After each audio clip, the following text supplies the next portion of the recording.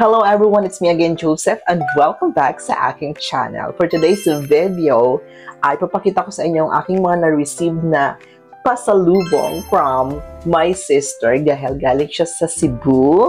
Ano siyang mga pasalubong sa akin? Rahin natin itong tote bag from Cebu. Oh my God! So this is mga ate ko. Wow! Mga pasalubong na pagkain, mga delicacies. Okay, unahin natin ito. Tinikman ko na siya actually, pero ipapakita ko pa rin sa inyo. Sabi ng kapatid ko, gawa daw ito sa durian.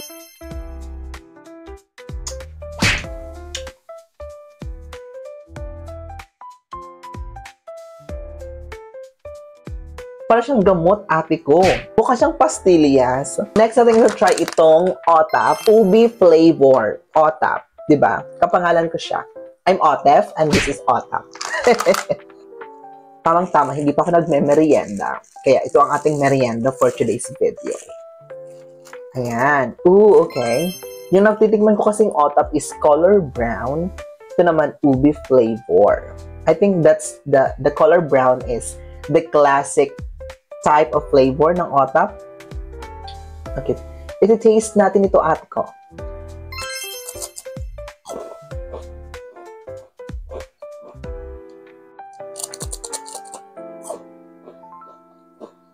Ang kanyang taste ay yung sa usual na OTAP na nagbibili natin sa tindahan. Pero ito, merong flavor ng ube. At lasang-lasa mo yung ube. Itong mga cookies na to, titikman natin to, ate ko. Unahin natin to na parang ganyan-kanyang shape.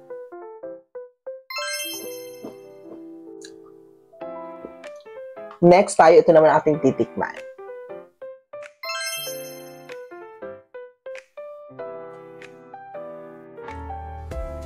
Yung iba pang agahan. Masarap tong i-partner sa kape.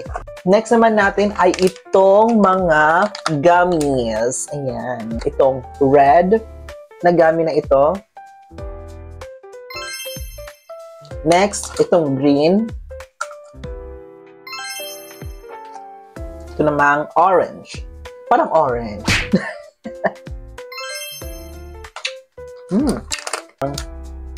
Mango square. Gummy mango.